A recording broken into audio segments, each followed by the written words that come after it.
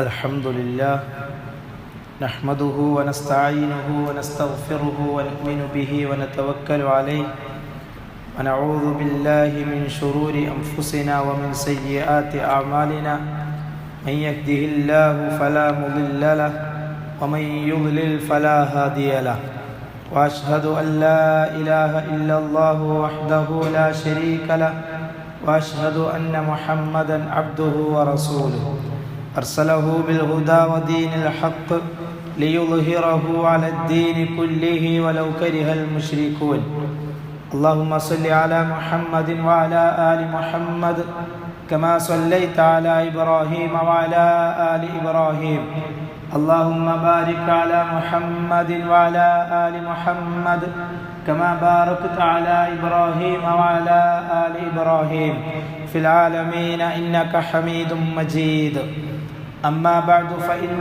خير الحديث كتاب الله وخير الهدي هدي محمد صلى الله عليه وسلم وشر الأمور محدثاتها وكل محدثة بدعة وكل بدعة ضلالة وكل ضلالة في النار فيا أيها الناس أوصيكم عباد الله وإياي أولا بتقوى الله أعوذ بالله من الشيطان الرجيم يا أيها الذين آمنوا اتقوا الله حق تقاته ولا تموتن إلا وأنتم مسلمون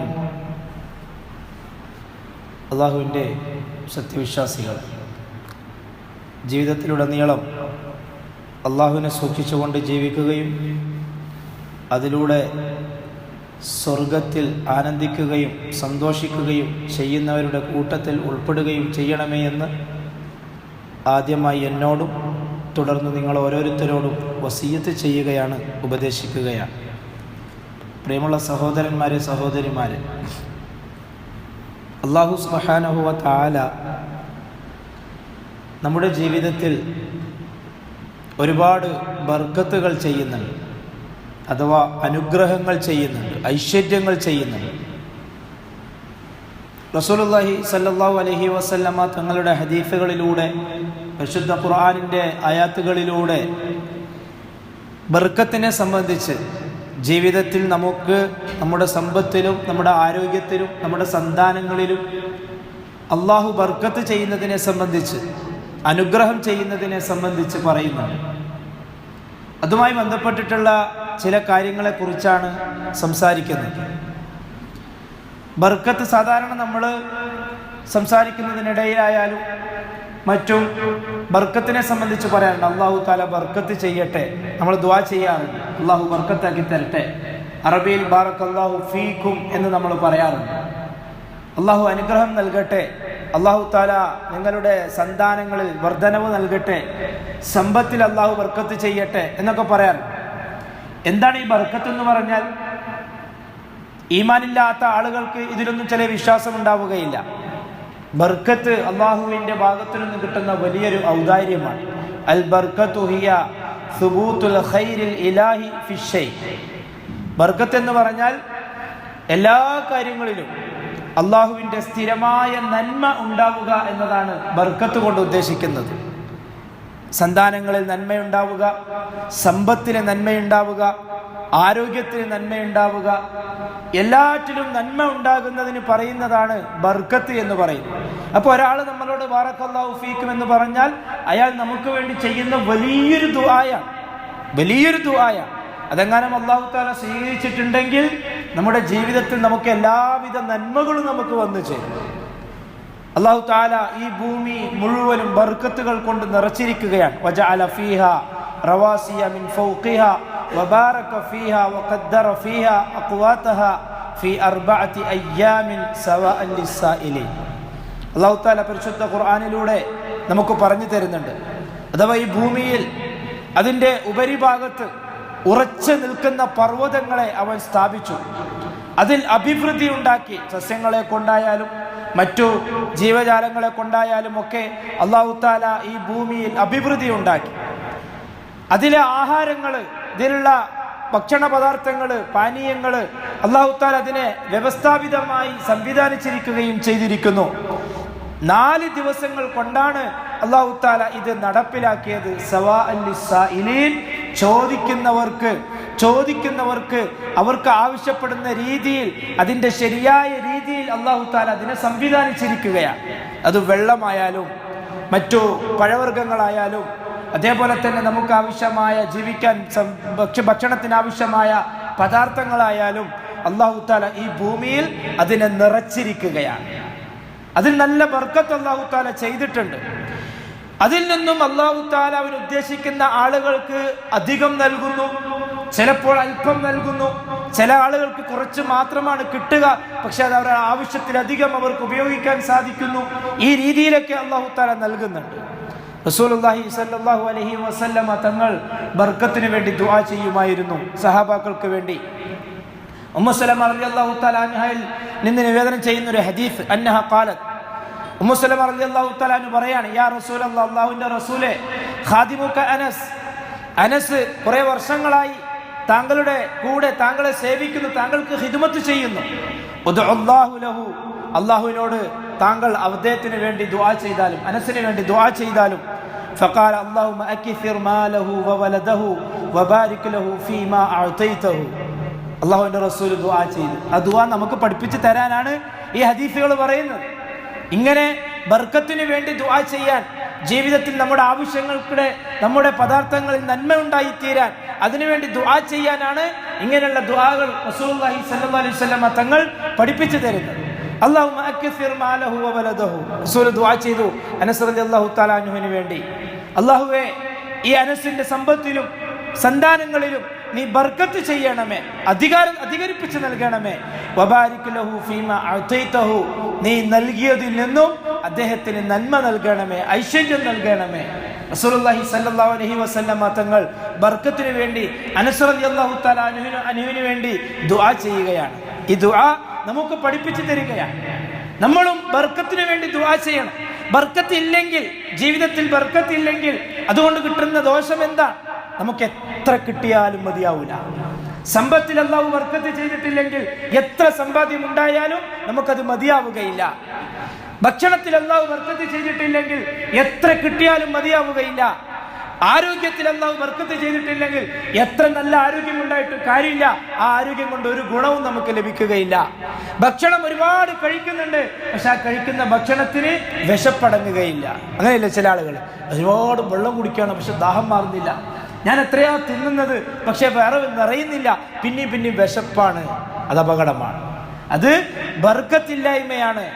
റസൂലുള്ളാഹി സ്വല്ലല്ലാഹു അലൈഹി വസല്ലമ തങ്ങൾ ബർക്കത്തിനെ വേണ്ടി ചോദിക്കാൻ വേണ്ടി ചില സ്ഥലങ്ങളും നമുക്ക് പറഞ്ഞു തരുന്നുണ്ട്, ചില അവസരങ്ങൾ. അതിലൊന്ന്, നമ്മളൊരു യാത്ര പോയി, ആ യാത്ര പോയി ഒരു സ്ഥലത്ത് യാത്ര ചെയ്ത് ഇറങ്ങുന്ന സമയത്ത് അല്ലാഹുവിനോട് ദുആ ചെയ്യണം. ഒരു നാട്ടിൽ ഇറങ്ങുമ്പോൾ അല്ലാഹുവിനോട് ദുആ ചെയ്യണം, റബ്ബി അൻസിൽനി മുൻസലൻ മുബാറകൻ വ അൻത ഖൈറുൽ മുൻസിലീൻ. അല്ലാഹുവേ, ഞാൻ ഈ ഇറങ്ങുന്ന ഈ നാട് എനിക്ക് അനുഗ്രഹീതമാക്കി തരണമേ.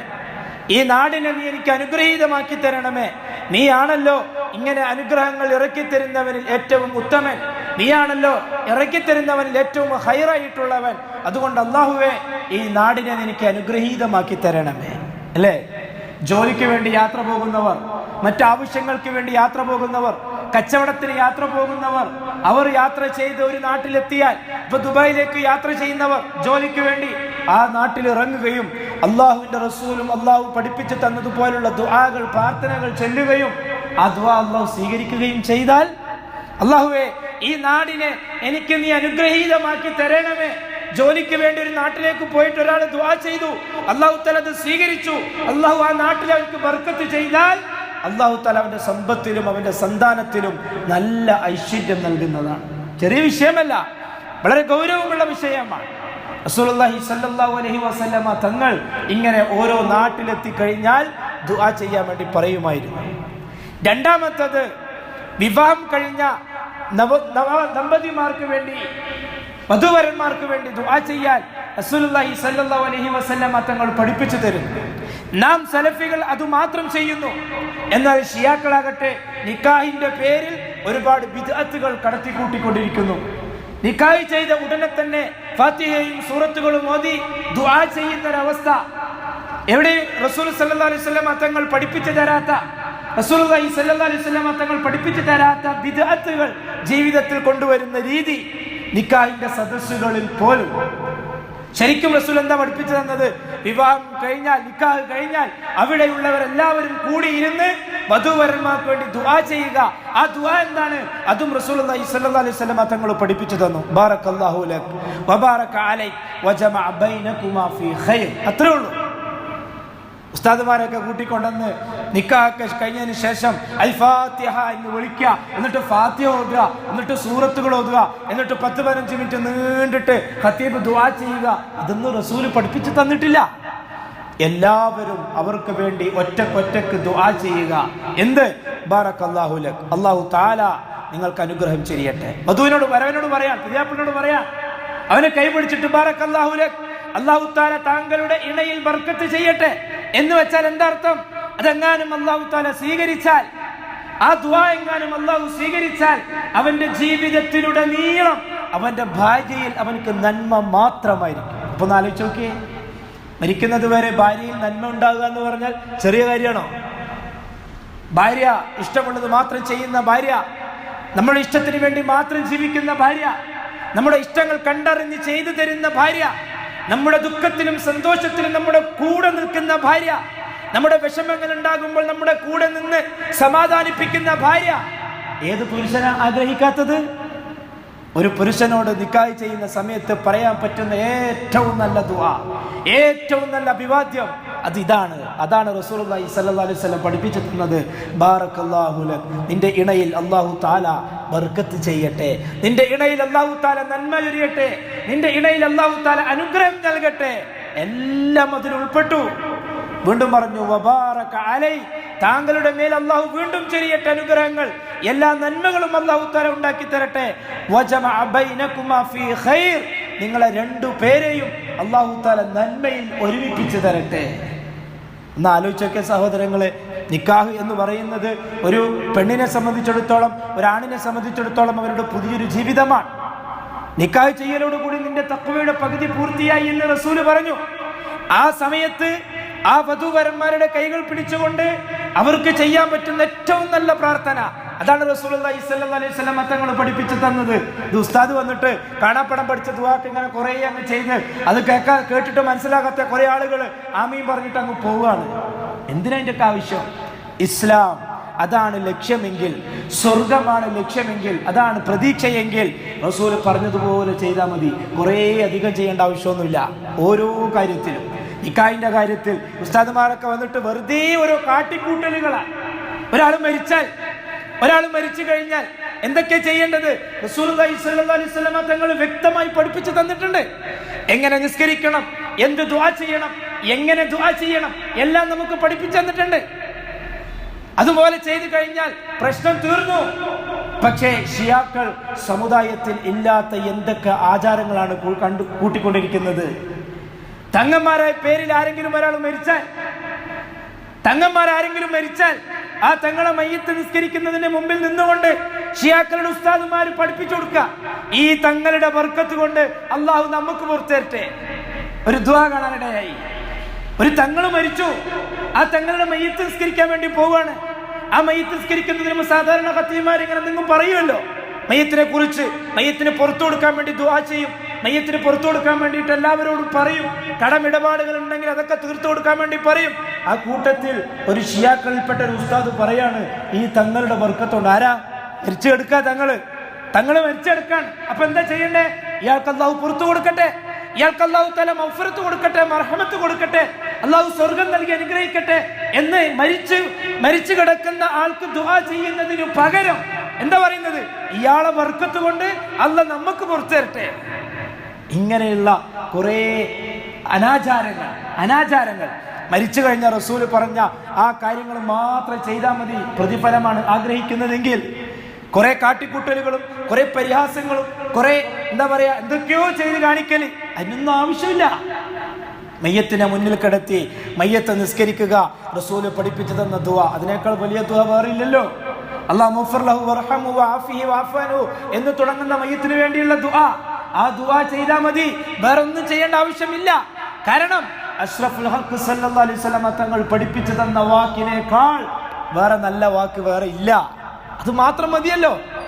പക്ഷെ തങ്ങന്മാരുടെ പേരില് വലിയകളുടെ പേരില് ശൈഖന്മാരുടെ പേരില് സമുദായത്തിലെ പുരോഹിതന്മാരെന്ന് പറയുന്ന ആളുകൾ, ഷിയാക്കൾ, സമുദായത്തിലെ സാധാരണക്കാരായ വിവരമില്ലാത്ത ആളുകൾക്ക് ഇങ്ങനെ എന്തൊക്കെയോ പഠിപ്പിച്ചു കൊടുക്കുകയാണ് ഇല്ലാത്ത കുറെ കാര്യങ്ങൾ. അതുകൊണ്ട് പ്രിയമുള്ളവരെ, ഈ രീതിയിൽ അഷ്റഫുൽ ഹഖ് സല്ലല്ലാഹു അലൈഹി വസല്ലം തങ്ങൾ നമുക്ക് പഠിപ്പിച്ചു തന്ന കാര്യങ്ങൾ അത് ചിലപ്പോ കുറച്ചേ ഉണ്ടാവുള്ളൂ. അത് മതി. നിസ്കാരത്തിന് ശേഷം ഇമാമ തിരിഞ്ഞിരുന്നാൽ കഴിഞ്ഞു. ഇമാമും മാമുമായിട്ടുള്ള എല്ലാ ബന്ധവും തീർന്നു. സലാം വീട്ടലോടുകൂടി പിന്നെ എല്ലാം ഒറ്റക്കൊറ്റക്കാണ്, ഫർദൻ. പിന്നെ ഇമാമും മാമുമായിട്ട് ജമാഅത്തിട്ട് ഒരു പരിപാടിയില്ല. ശേഖർ എന്തൊക്കെ ചെയ്യുന്നത്? അഫ്ളലു ദിക്ർ അല്ലെ, സുബ്ഹാനല്ലാഹ് 33 പ്രാവശ്യം ചെല്ലാൻ വേണ്ടി സുന്നത്താണ്. പക്ഷേ അവർ ചെയ്യിപ്പിക്കാൻ ഒച്ചത്തിൽ സുബ്ഹാനല്ലാഹ് പറയാ, അൽഹംദുലില്ലാഹ് പറയാ, അല്ലാഹു അക്ബർ പറയാ. എന്നിട്ടോ അഫ്ളലു ദിക്ർ എന്ന് പറഞ്ഞിട്ട് 10 പ്രാവശ്യം ദിക്ർ ചെല്ലുക. എന്നിട്ട് ഇമാമ് നീട്ടി ദുആ ചെയ്യുക. ഉപ്പര് പഠിക്കുന്ന സമയത്ത് കാണാതെ പഠിച്ചത്. നീട്ടി ദുആ ചെയ്യുക.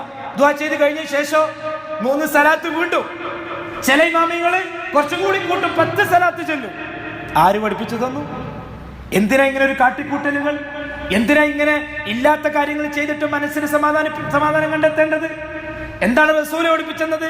നിസ്കാരം സലാം വീട്ടലോടുകൂടി മാമൂമും ഇമാമും വേറെയായി, അവർ തമ്മിലുള്ള ബന്ധം തീർന്നു. പിന്നെന്ത് ചെയ്യാ? ഒറ്റക്കൊറ്റക്ക് തസ്ബീഹുകൾ ചെല്ലുക. എന്നിട്ട് ഇരു കരങ്ങൾ ഉയർത്തി ഒറ്റക്കൊറ്റക്ക് അവനവർക്ക് വേണ്ടത് അല്ലാഹുവോട് ചോദിക്കുക. അതാണ് സുന്നത്ത്. അത് ചില ആൾക്കാർക്ക് ഒരു തൃപ്തി ഉണ്ടാവില്ല. അതുകൊണ്ട് ഇമാം ഒച്ചത്തിൽ ദുആ ചെയ്യുമ്പോൾ എല്ലാവരും ആമീൻ പറയുമ്പോൾ ചില ആൾക്കാർക്ക് സമാധാനം. അങ്ങനത്തെ സമാധാനം കണ്ടെത്തിയിട്ടൊന്നും ഒരു കാര്യമില്ല. റസൂലിന്റെ സുന്നത്തിനെതിരെ എത്ര നല്ലതാണെന്ന് നമ്മുടെ മനസ്സിന് തോന്നിയാലും, റസൂലിന്റെ സുന്നത്തിനെതിരെ എത്ര നന്മയുള്ളതാണെന്ന് നമ്മുടെ ബുദ്ധിക്ക് തോന്നിയാലും അതിൽ ഒരു നന്മയും ഇല്ല. റസൂലിന്റെ സുന്നത്തിനെതിരാണെങ്കിൽ നിക്കാഹിന്റെ സമയത്ത് വധൂവരന്മാർക്ക് ഈ ഒരൊറ്റ വാക്ക് മതി. അല്ലെ, ചിലപ്പോ നമുക്ക് തന്നെ തോന്നാറുണ്ട്, ചിലപ്പോ നിക്കാഹൊക്കെ കഴിഞ്ഞ് ഇതേപോലെ ഫാത്തിഹയൊക്കെ വിളിച്ച് സൂറത്തൊക്കെ ഓതി ഇമാമ നല്ലൊരു ദുആയും പാസ്സാക്കി മൈക്കിലൂടെ, എന്നിട്ട് അതൊക്കെ കഴിയുമ്പോൾ എന്നിട്ട് പിന്നെ പുതിയാപ്പിള്ള പോയിട്ട് മാനൊക്കെ ചെയ്ത് കഴിഞ്ഞാൽ ഒരു സമാധാനം എല്ലാവർക്കും. നേരെ മറിച്ച് സലഫികൾ നിക്കാഹ് ചെയ്താലോ, നിക്കാഹ് ചെയ്ത് കഴിഞ്ഞാൽ അവർ രണ്ട് പുതിയാപ്പിളുടെയും ആ പെണ്ണിന്റെ പിതാവിന്റെയും കൈകൾ വേർവിട്ടതിന് ശേഷം എല്ലാവരും ഒന്നിച്ച് ബാറക്കല്ലാഹു ലക് വബാറക അലൈക് വജമഅ ബൈനകുമാ ഫീ ഖൈർ 3 പ്രാവശ്യം ദുആ ചെയ്യലോടുകൂടി തീർന്നു. ചില ആൾക്കാർക്ക് സമാധാനം കിട്ടുന്നില്ല, ഒരു തൃപ്തി ആയിട്ടില്ല. റസൂലിന്റെ സുന്നത്ത് ചെയ്യുമ്പോൾ തൃപ്തി ഇല്ലാതാവുക, സുന്നത്തിനെതിരെ ചെയ്യുമ്പോൾ തൃപ്തി അടയുക, അത് അപകടമാണ്. അത് ശ്രദ്ധിക്കേണ്ട വിഷയമാണ്. അതേ, സലഫികൾ ഇങ്ങനെയുള്ള കാര്യങ്ങൾക്ക് ഒരുപാട് മാറ്റങ്ങൾ കൊണ്ടുവന്നിട്ടുണ്ട്. ഷിയാക്കൾ ബിദ്അത്തുകളും ശിർക്കുകളും ചെയ്ത് അത് ചെയ്യാൻ സാധാരണക്കാരായ ജനങ്ങളെ പ്രേരിപ്പിച്ച് നരകത്തിലേക്ക് നയിച്ചുകൊണ്ടിരിക്കുകയാണ് അവർ. അതിനിടയിൽ കുറച്ചു പേർ, നാം സത്യം മനസ്സിലാക്കിയവർ, അവരെ ഹിദായത്തിലേക്കും തൗഹീദിലേക്കും ക്ഷണിക്കേണ്ടുന്ന ഉത്തരവാദിത്തം നമുക്കാണ്. അതേപോലെ തന്നെ പ്രിയമുള്ളവരെ, റസൂലുള്ളാഹി സ്വല്ലല്ലാഹു അലൈഹി വസല്ലമ തങ്ങൾ ഭക്ഷണത്തിൽ ബർക്കത്തുണ്ടായി കിട്ടാൻ ദുആ ചെയ്യാൻ വേണ്ടി നമുക്ക് കൽപ്പിച്ചിട്ടുണ്ട്.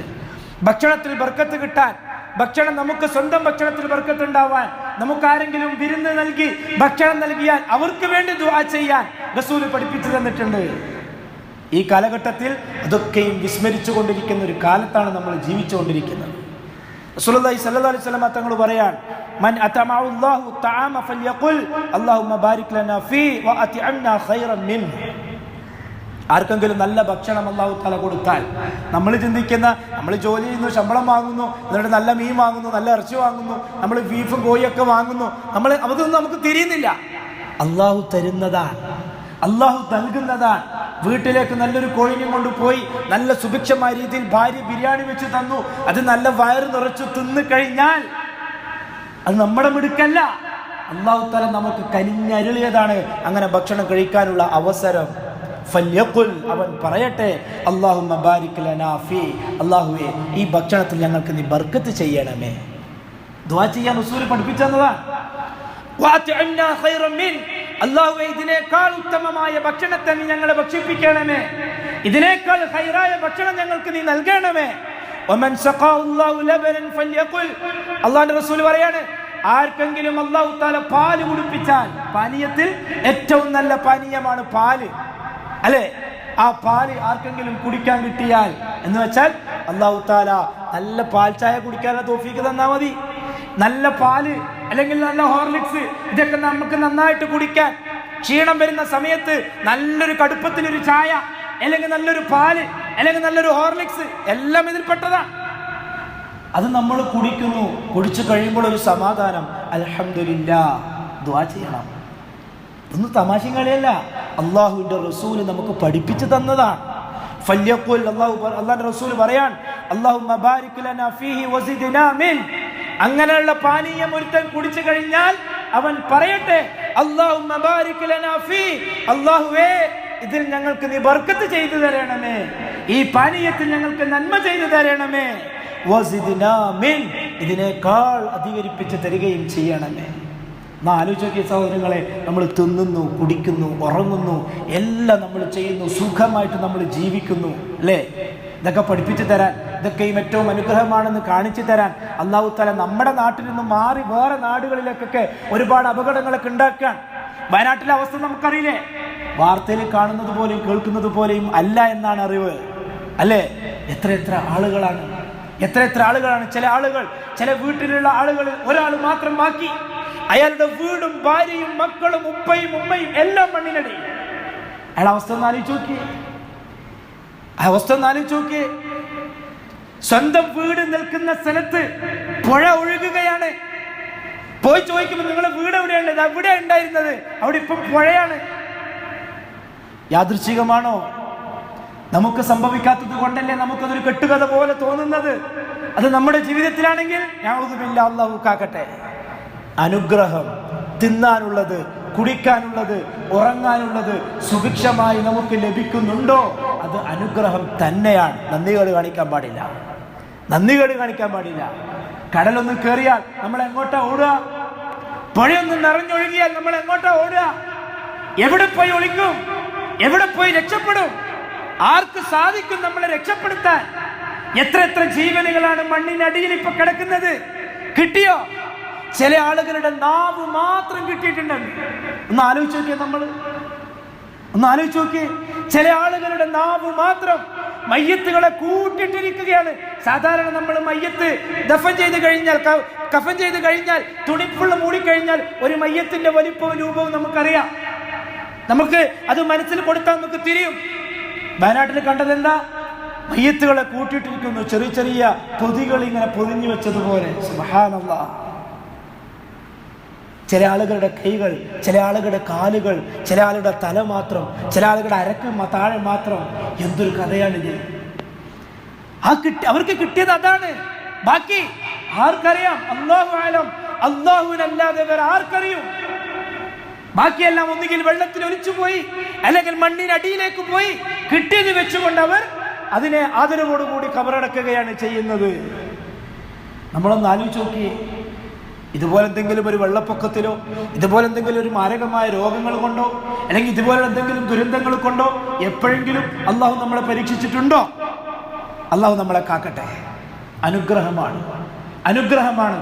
അള്ളാഹുവിന്റെ പരീക്ഷണങ്ങൾ വരുന്നതിന് മുമ്പ്, അള്ളാഹുവിന്റെ കോപത്തിന് ഇരയാകുന്നതിന് മുമ്പ്, അള്ളാഹുവിന്റെ ശിക്ഷയ്ക്ക് ഇരയാകുന്നതിന് മുമ്പ് അള്ളാഹുവിലേക്ക് അടുക്കാൻ നാം തയ്യാറാവണം.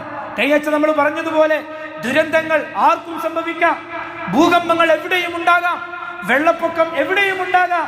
പക്ഷേ ഇതുപോലുള്ള കെട്ടിടങ്ങൾ തകർന്നു മരിക്കുന്നവർ, വെള്ളത്തിൽ മുങ്ങി മരിക്കുന്നവർ, വെള്ളപ്പൊക്കത്തിൽ മുങ്ങി മരിക്കുന്നവർ, ഇതുപോലുള്ളവർക്ക് അല്ലാഹുവിന്റെ റസൂൽ പറഞ്ഞവർ ഷഹീദാണ്, അവർ രക്തസാക്ഷികളാണ്. പക്ഷേ മരിക്കുന്ന സമയത്ത് അവർ മുവഹ്ഹിദീങ്ങളായിരിക്കണം, അവർക്ക് തൗഹീദ് ഉണ്ടായിരിക്കണം. അവർ അല്ലാഹനെ അല്ലാതെ വേറെ ഒരാളെയും ജീവിതത്തിൽ ഇന്നേ വരെ വിളിച്ചു പ്രാർത്ഥിച്ചിട്ടില്ല എന്ന ഉറപ്പുണ്ടായിരിക്കണം. അവരൊരു ജാറത്തിലേക്കും പോയിട്ടില്ല, ഒരു തങ്ങന്മാരെയും വിളിച്ചിട്ടില്ല, ഒരു ശൈഖിനെയും വിളിച്ചിട്ടില്ല, ഒരു റസൂൽ പഠിപ്പിച്ചു തരാത്ത ദിക്റും ചൊല്ലിയിട്ടില്ല എന്നവർക്ക് ഉറപ്പ് വേണം. അവർ ഒരു ബദരീങ്ങളെയും വിളിച്ചിട്ടില്ല, ഒരു മൊയ്‌ദിശക്ക് തങ്ങളെയും വിളിച്ചിട്ടില്ല. ആ അവസ്ഥയിലാണ് അവർ ജീവിച്ചത്. ഏ അല്ലാഹ്, നീ മാത്രമേ ഞങ്ങൾക്കുള്ളൂ, നീ തന്നാൽ മാത്രമേ ഉള്ളൂ, നീ മാത്രമാണ് ഞങ്ങളുടെ രക്ഷകൻ എന്ന് മാത്രം മനസ്സിൽ ചിന്തിച്ച് അതനുസരിച്ചുകൊണ്ട് ജീവിച്ചവരാണെങ്കിൽ തീർച്ച അവർക്ക് നാളെ സ്വർഗമുണ്ട്. ഷഹീദാണ്, രക്തസാക്ഷികളാണ് അവർ, അല്ലേ? ബാക്കിയുള്ളതൊക്കെ എല്ലാം അല്ല പോട്ടെ നോക്കൂ. പക്ഷെ ശിർക്ക് അതല്ല സഹിക്കൂല. വേറെ എത്ര വലിയ പാപമാണെങ്കിലും അത് പോട്ടെ എന്ന് വെക്കൂ അല്ലാഹു തആല. 100 പേരെ കൊന്ന വ്യക്തിക്ക് മാപ്പ് കൊടുത്തവനാണ് അല്ലാഹു തആല. തെറ്റുകൾ ചെയ്ത് തെറ്റിൽ മുങ്ങി കുളിച്ച് ഒരു സുപ്രഭാതത്തിൽ പശ്ചാത്താപം ഉണ്ടാവുകയും എന്നിട്ട് അള്ളാഹുവിന്റെ മുന്നിൽ കരഞ്ഞ് ഇത്രയും കാലം പാപങ്ങൾ ചെയ്ത് പാപത്തിന്റെ കറകൾ പേറി നടക്കുകയാണ് ഞാൻ, നീ ഒന്ന് പുറത്തുതാ അള്ളാഹുവേ. അള്ളാഹു തആല പുറത്തു കൊടുക്കും, ഒരു സംശയമില്ല. 2 ദിവസം നല്ല സൂഫിയായിട്ട് ജീവിക്കും, നിസ്കാരം നോമ്പും സക്കാത്തൊക്കെ ആയിട്ട്. 4-ാമത്തെ ദിവസം വീണ്ടും പഴയ തെറ്റിലേക്ക് അവൻ പോകും. എന്നിട്ട് 5-ാമത്തെ ദിവസം വീണ്ടും അവൻ തൗബ ചെയ്യും, അള്ളാഹ് പുറത്തു കൊടുക്കും. മടക്കി മടക്കി വന്നാലും അല്ല പുറത്തു കൊടുക്കും. അള്ളാഹ്ക്ക് മടുപ്പില്ല, ദേഷ്യം പിടിക്കൂല. തെറ്റ് ചെയ്യുക, എന്നിട്ട് നന്മയിൽ മുന്നേറുക, പശ്ചാത്തപിക്കുക, അല്ല പുറത്തു കൊടുക്കും. വീണ്ടും തെറ്റിലേക്ക് പോയി, എന്നിട്ട് വീണ്ടും നന്മയിലേക്ക് വന്നു, അല്ല പുറത്തു കൊടുക്കും. ഏതുവരെ? തൊണ്ടക്കുഴിയിൽ റൂഹ് എത്തുന്നത് വരെ, മരിക്കുന്നതിന് മുമ്പ് വരെ അല്ലാഹു തആല പശ്ചാത്താപം സ്വീകരിക്കും, തൗബ സ്വീകരിക്കും. മരിക്കുന്ന സമയത്ത് ശിർക്കിലാണവനെങ്കിൽ ഇന്നല്ലാഹ ലാ യഗ്ഫിറു അൻ യുശ്റക ബിഹി ശൈഅ, ഒരു രക്ഷയില്ല.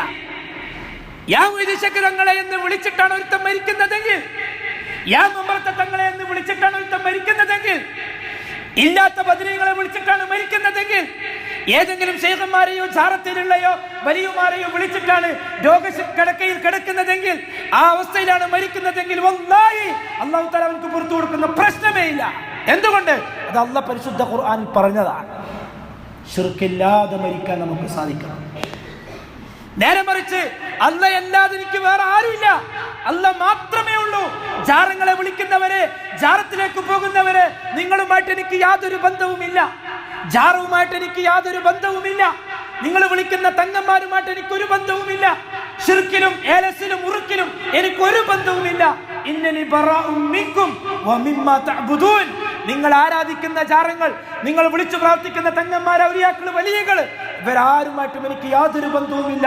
ആ പ്രവൃത്തികളിൽ നിന്നൊക്കെയും ഞാൻ ഒഴിവായവനാണ് എന്ന് പ്രഖ്യാപിച്ചുകൊണ്ട് ജീവിക്കുന്നവൻ, അവന്റെ മറ്റു തെറ്റുകൾ അല്ലാഹു തആല പോട്ടെ എന്ന് വെക്കും, ഒരു സംശയമില്ല കാര്യത്തിൽ. പക്ഷേ തൗഹീദ് ജീവിതത്തിൽ ഉണ്ടാവണം. അതിന് അഷ്റഫുൽ ഖൽഖ് സല്ലല്ലാഹു അലൈഹി വസല്ലം തങ്ങൾ പഠിപ്പിച്ചു തന്ന അതേ നിലയിൽ ജീവിക്കണം. അതുകൊണ്ടാണ് മുഅ്മിനീങ്ങളെ, അല്ലാഹു തആല പരീക്ഷണങ്ങൾ നമുക്ക് തന്നാൽ നമുക്ക് സഹിക്കാൻ പറ്റൂല. ഏതുപോലെ നമ്മുടെ തൊട്ടടുത്ത് നമ്മൾ കണ്ടുകൊണ്ടിരിക്കാൻ സഹിക്കാൻ കഴിയാതെ. എന്താ അവർ പറയുന്നത്? ഒരാൾ ചോദിക്കുക, വീഡിയോ കണ്ടുകൊണ്ടിരിക്കുമ്പോൾ ഇവരെന്താ കരയാത്തത്?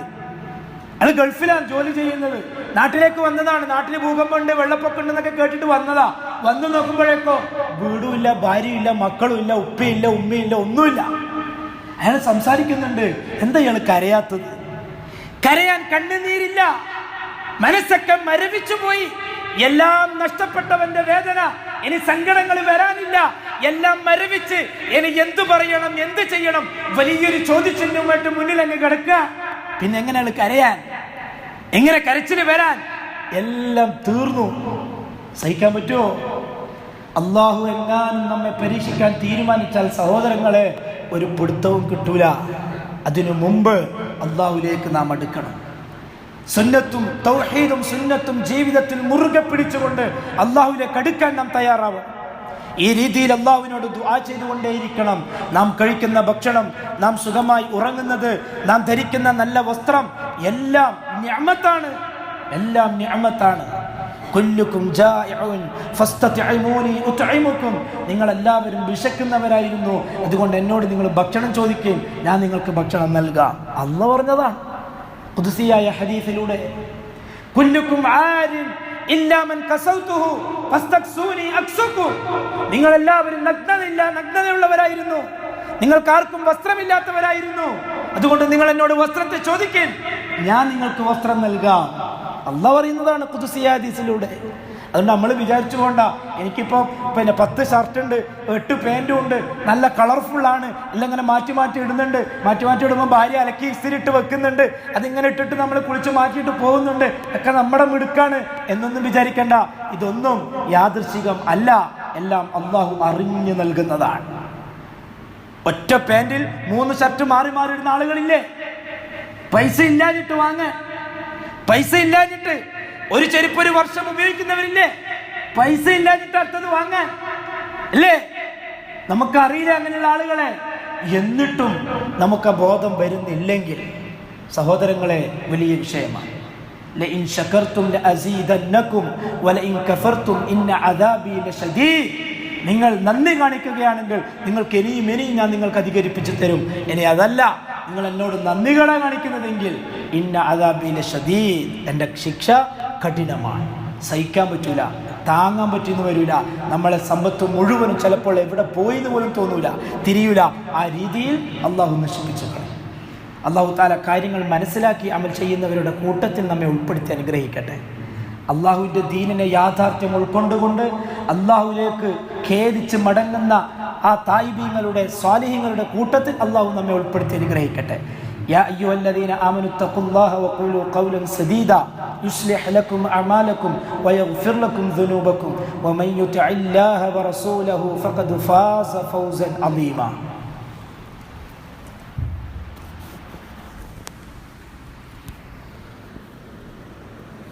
അൽഹംദുലില്ലാഹി റബ്ബിൽ ആലമീൻ. അസ്സലാത്തു വസ്സലാമു അലാ അഷ്റഫിൽ മുർസലീൻ വഅലാ ആലിഹി വസഹ്ബിഹി അജ്മഈൻ. അമ്മാ ബഅദ്. അഊദു ബില്ലാഹി മിനശ് ശൈത്വാനിർ റജീം.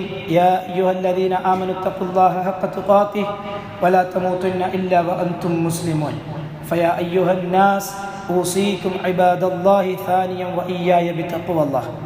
അല്ലാഹുവിൻ്റെ മുഅ്മിനീങ്ങളെ, ജീവിതത്തിലുടനീളം തഖ്വ ചെയ്തുകൊണ്ട് തഖ്വയിൽ അധിഷ്ഠിതമായ ജീവിതം നയിച്ചുകൊണ്ട് സ്വർഗം കരസ്ഥമാക്കണമേ എന്ന് രണ്ടാമതും എന്നോടെന്ന പോലെ നിങ്ങൾ ഓരോരുത്തരോടും വസിയത്ത് ചെയ്യുകയാണ്, ഉപദേശിക്കുകയാണ്.